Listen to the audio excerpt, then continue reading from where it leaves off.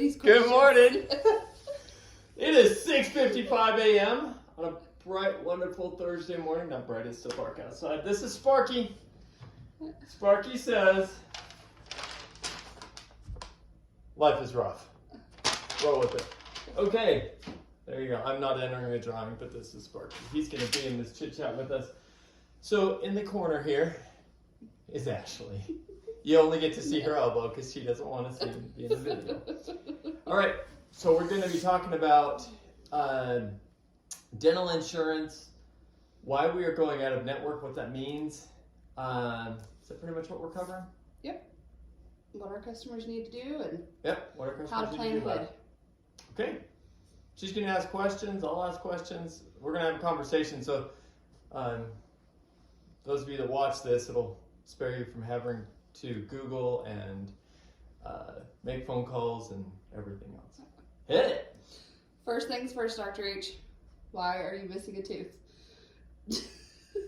So I can go like this. Talk about it now. Okay, I got my tooth knocked out when I was 14 years old. I got knocked out, put in the dirt, picked up, put in milk. For those of you that don't know to do that, pick it up by the crown, don't touch the root, put it in the milk, get to the dentist. Put back in, root canaled, and by the grace of God, that miracle lasted 32 and a half years. It shouldn't have lasted a week. It was out of my mouth for so long. It should have failed within a week. But it lasted for decades, and then my body started to eat it up. So it had to be pulled. And if you look really close, you can see my little stud like that. Okay, so I got my I got my implant in. I'm waiting to get it filled so that I almost, at least long enough so that all of my regular customers have had a chance to see me without it. Awesome. Because life is rough, and that's why Sparky's here, by the way. So if you want to enter the drawing to win Sparky, grab one of these signs, take your picture with him, share it with a friend, or put it on social media, and he teaches us that life is rough, and we just got to roll with it. That's it. Okay. Can you explain what in and out of network is? You might be the better one to explain in and out of network. Do you want to do that one? Yeah. The best way I can think to explain it is when a dentist is in network with an insurance company, they have a contracted rate that the insurance company pays the dentist for each service that he provides. And so the costs are sometimes lower to customers because they have a contracted rate with that dentist, which provides write-offs to the dentist. When you are out of network, you do not have that contracted rate with them. Right. So I think one of the things to explain is why a dentist would be in network. So if you notice the big chain dental offices that have multiple dentists in them and they have high volume and they crank people through, they have to have high volume and they get low dollars back.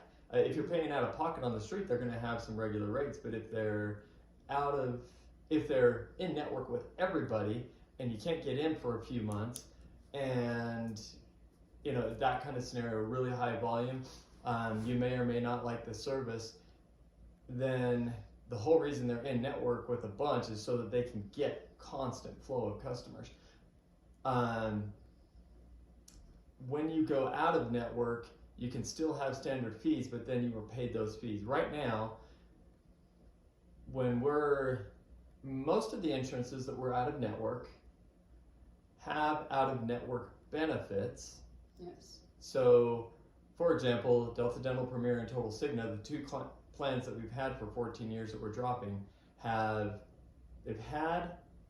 pretty sure those two plans, because they're top tier plans, they should have out of network benefits. So I don't see it being any different for the customers that it relates to with this. And then, so a dentist goes in, I'm sorry, my brain's all over the place. Our dentists go in network to get more customers in. Right. In exchange for a lower rate, so the insurance company pays less money. Sometimes then if your plan says that they cover 100% and you have out of network benefits, it's not going to cost you anything for a cleaning and for x-rays and exams. If you don't have out of network benefits, then your insurance is still going to pay, but you're going to pay the additional amount, right? Correct. Yeah. There's PPOs and there's HMOs. The PPOs typically will have out-of-network benefits. HMOs, those are like the really low plans, and they usually don't have out-of-network benefits, if I'm remembering that correctly. So, I with what I just learned here just a couple weeks ago, when I looked at how much we're losing percentage-wise with the, I see you nodding your head. Yeah, yep. They can't see that, but we're having a conversation here. If I would have looked at those percentages 5, even 10 years ago, I would, well, 10 years ago it was fine. I don't know. It was mind blowing to me. Did a case with some dentures and lost 50% on a case of dentures. Well, so when you look at the world right now, with the exception of gasoline, gasoline's kind of up and down and whatever, and that's the one thing that everybody watches, and they think the economy is based on gasoline. But if you look at your eggs, your gas, your lumber, your employee wages, you look at all of the other stuff in life, expenses for vehicles, they've done nothing but climb. And they've climbed a lot lately. With that climb, everything goes up. Lab bills go up, materials go up. If a doctor's office isn't increasing their fees, then that means that eventually, just like any business, they would have to close their doors, or they'll have to suddenly increase their fees and their customers won't be used to it. So I always increase our fees every year, but it's not quite keeping up with what's currently going on in society. So by dropping networks but still having all the people that have these 2 plans, they should be able to still come here. And I don't think there will be any change with the customers we see or what we do. I think the difference in what customers pay will be nominal, like very, very different, or very, very small difference. And I don't see there being a major change for us, but I do see it being a bigger change for the insurance companies. Correct. Did that answer the question? I forgot what the question was at this point. Well, Blah, blah, blah, you were explaining if we were explaining in and out of network, but you kind of answered the next 3 questions here. Oh, nice. You know that yes, the customers can still come if they are out of network. Yes, we expect most of our customers to still come. The ones I worry about are the ones that just do not comprehend what insurance is or how it works. It's dental insurance is not the same as medical insurance. No, they're not. It's like medical insurance. You pay a $10,000 annual premium, and then you pay a $10,000 a year deductible, and then they cover millions of dollars after that. Dental insurance is you pay $10 to a couple $100 a month, and you have a deductible to meet, which is usually $50 to $150, somewhere in there, right? Yep. And then they cover a percentage of services. Well, they'll usually cover 100% preventative. Yes. They cover a percentage of other services up into a certain amount, and that amount not all insurances do this. Some of them have no limit, but most of them will have a limit of anywhere from $1,000 to $2,500. And that's the other crazy thing with insurance. They haven't changed since the 70s. No. It's the same amount it's been for decades. Yeah. Most insurance plans are around 2,000. Yeah. Generally. Yeah. So you've explained why you're going to go out of network now, obviously. So just to be clear, the reason we're going out of network is because we don't expect it to change anything for our customers. If they end up paying anything extra, because remember, the 2 plans that we're dropping are top tier plans. So it means the insurance will pay more, but they've got to have out of network benefits. And so when they pay those out of network benefits, we'll be compensated for what our rates are. The insurance company will pay more. And if a customer pays the difference, like on a Crown, it might be a difference of $20 or something. I don't expect it to be much of a difference when we look at what their competition is doing with similar plans. So it just makes sense for us to not lose 10% of what we've submitted to them. Right. And actually, that's actually wrong. So we've lost 10% of our production to write-offs, but not all of our production is related to those insurance companies. So that means that our write-offs are huge. Yes, they are. Yeah, the write-offs, like how much we're losing, is actually with these insurance companies, like the dentures, for example, 50%. That was, oh my gosh. Yeah. You don't make a lot. money on that. No. Okay. That one. That one. Am I answering these without you even asking? Yes, What else did I answer? Why we're going out of network, why we're doing that now, and if the customers are going to have to pay more. You've covered all of those. When it comes to whether or not you will have to pay more, if you already have a treatment plan, say we've recommended 2 fillings and a crown and a night guard, or some deep scaling or whatever, take your plan, and if you need it, we can email it to you unencrypted, or you can come in and get a printed copy of it. But or Ashley could just snail mail it to you if you want that.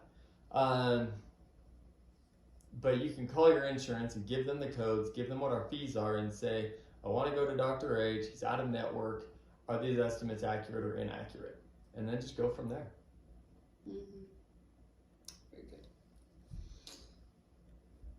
Oh, I will tell you that every time you call insurance, they will still say over the phone, this does not guarantee payment.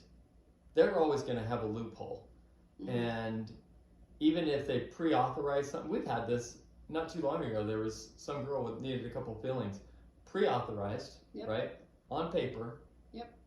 But when insurance paid, they paid what, like $30 less? Yeah, it's 50. Yeah. 50. They paid $50 less than what they said they would. Yeah. And then the mom was irate, and it's like, we did everything we did everything like, we could. Yeah. So until it's all said and done, we just don't. You never know. Use insurance to how it benefits you. Don't think that insurance is your boss. Insurance is there to help. It's something that usually an employer has to help you cover your costs. If you've got a disease, treat it. Yeah. and be grateful for whatever the insurance does do. Yeah. Better Next than that's question. prevent the disease, right? Yes. That's our goal. Help you prevent disease. Yes. Hi, Sparky. Has anyone been seeing you riding around town on an electric skateboard lately? Yes. So I did not knock my tooth out riding my electric skateboard. When you see me riding it, I'm either in all black with an orange helmet or orange jacket if the weather's a little warmer, just because you can see it from a mile away. I have learned how to snowboard. I'm learning how to carve. I would love to learn how to surf, but we don't live in California, so. Yeah. Yep, I'm on a skateboard. Please don't run me over. Plus, I popped one of my tires though. Oh, nice. Yeah, I was crossing over the bridge.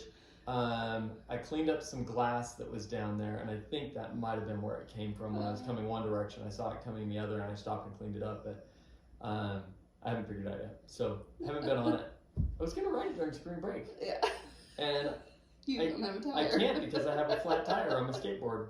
But they're like off-road tires. So, Yeah. they're soft as a Jen. Yep. Good morning, Jen. All right. Yes, I like skateboarding. It's a little scary going like 20 to 30 miles an hour on asphalt. Yeah.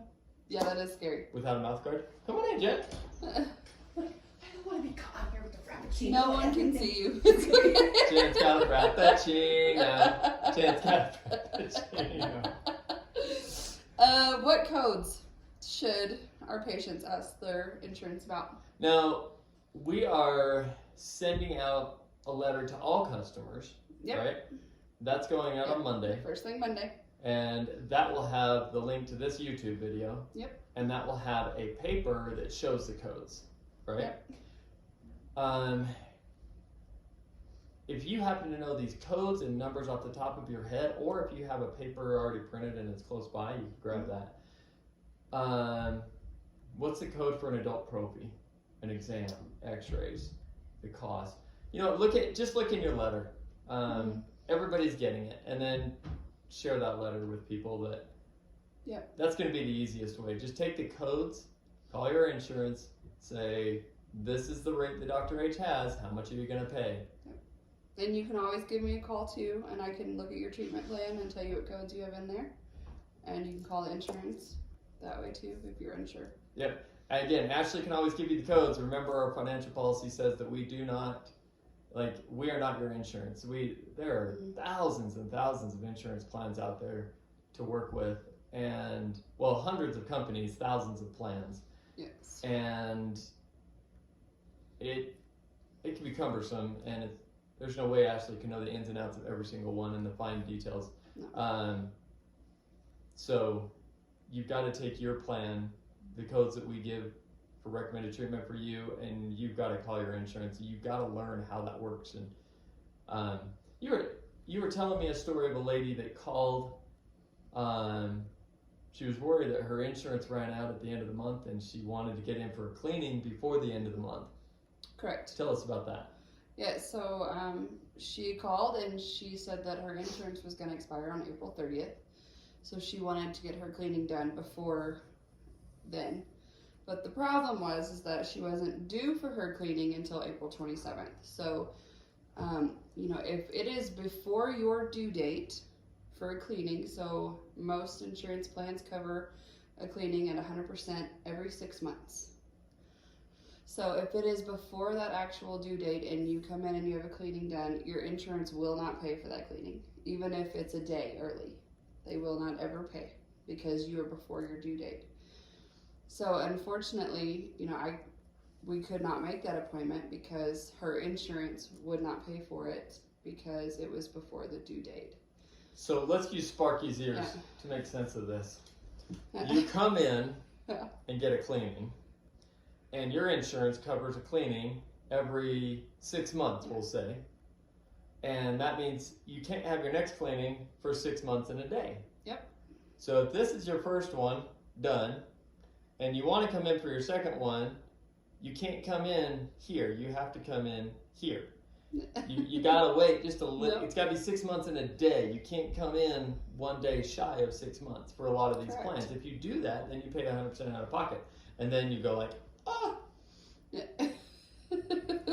Yep, and that is why we have our system in place that automatically calculates the 6 month and a day. Right. And we try to really catch that to make sure that nobody's getting scheduled before that day. Right. Yeah, our system says when they're due and when they're not due.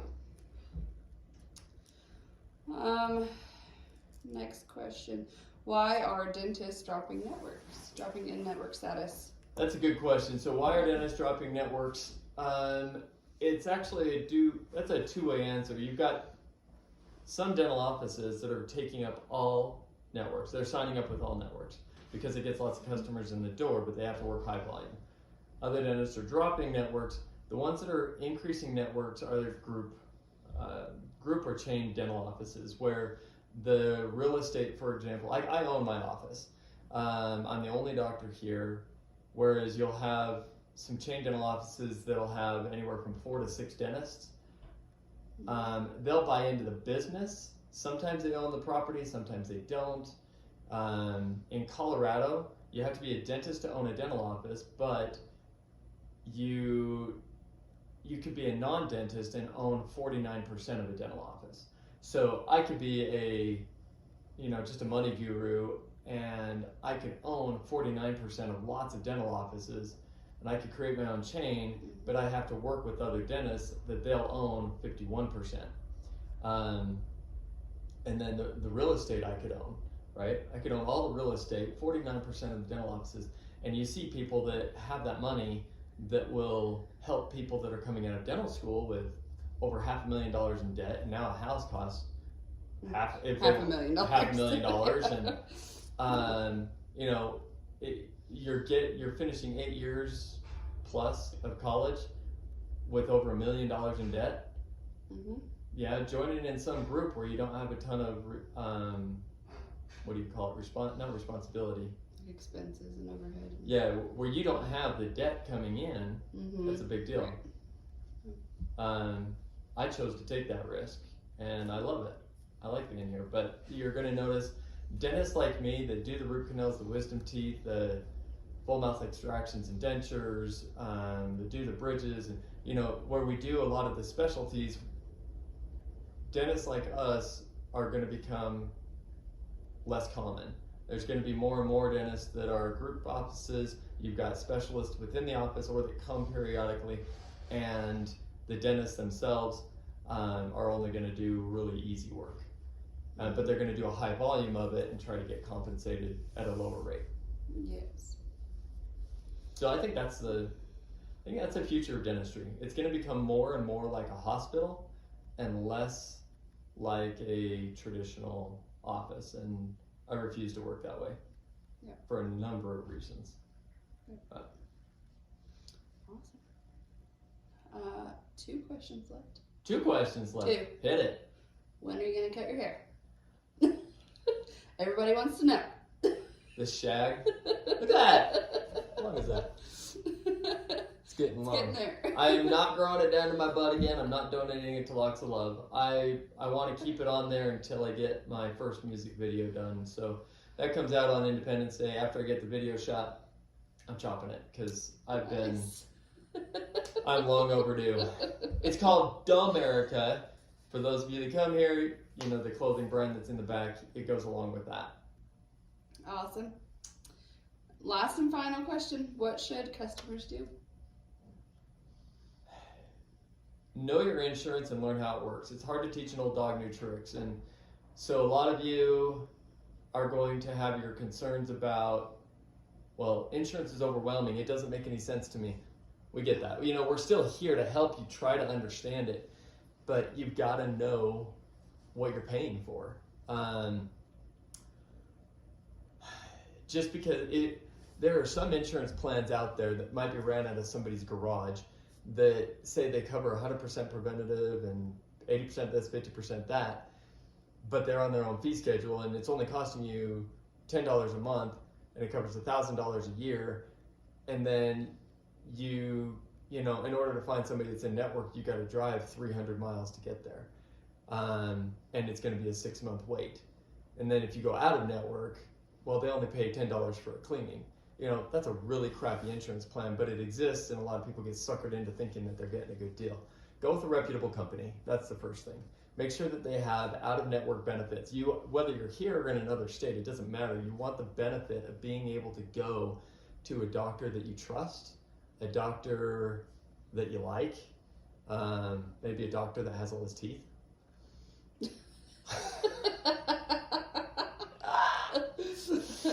I'm excited to get it.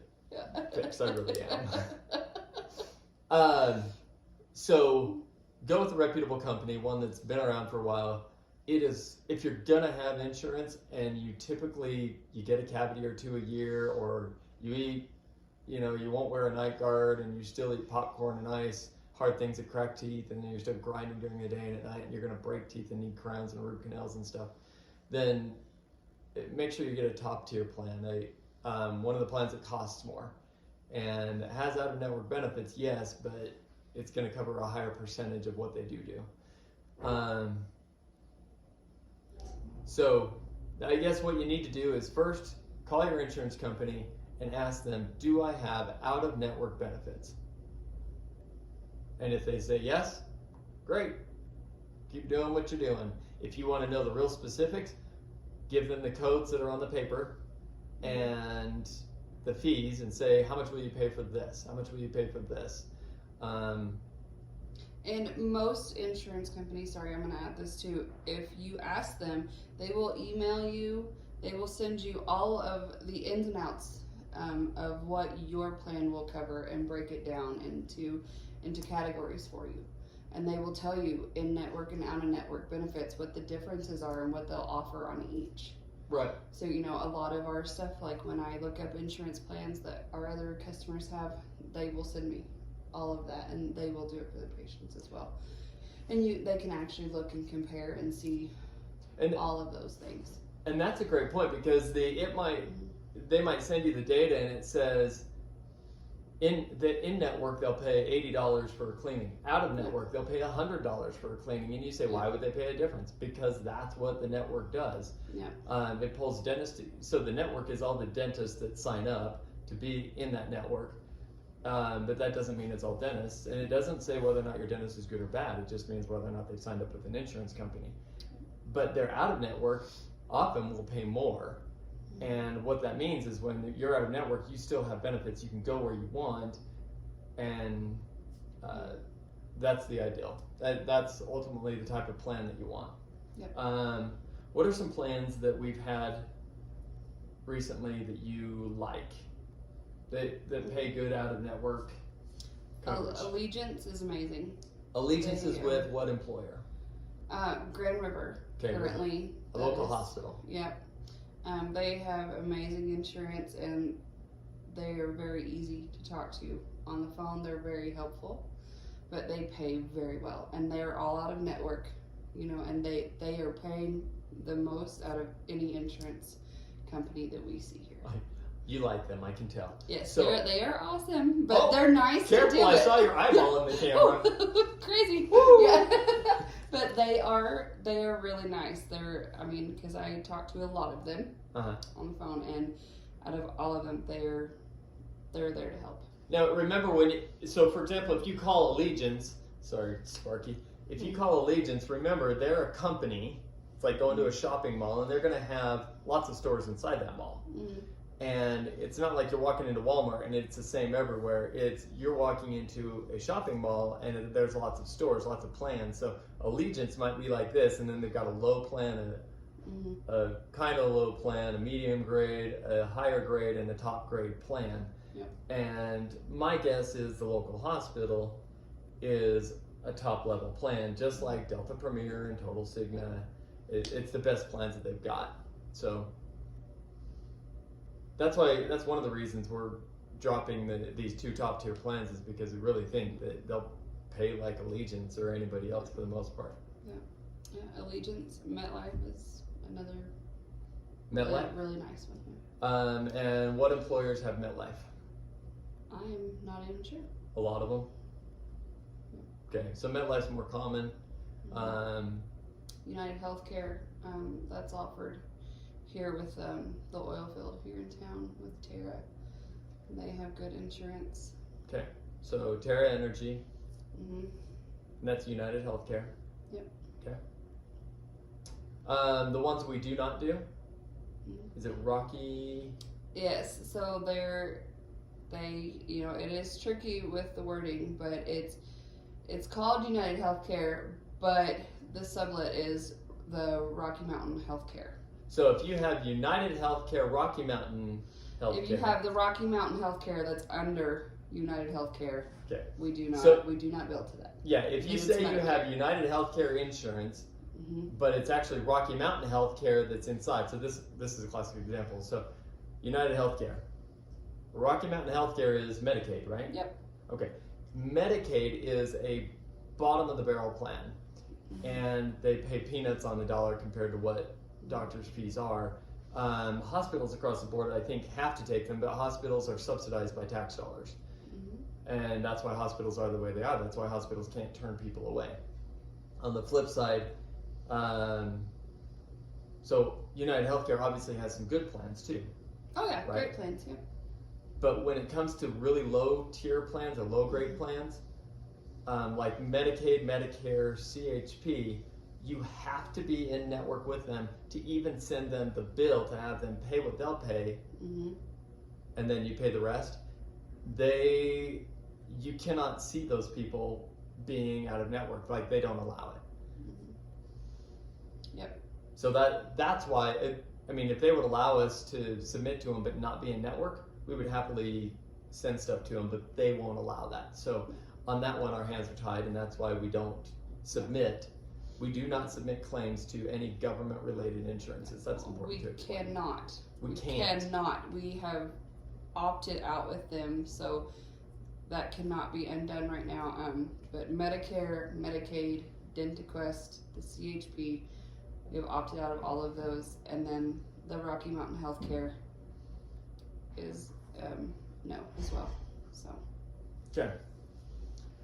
But other than that, we will bill to all insurances that anyone else has, just not those specific Medicare, Medicaid plans.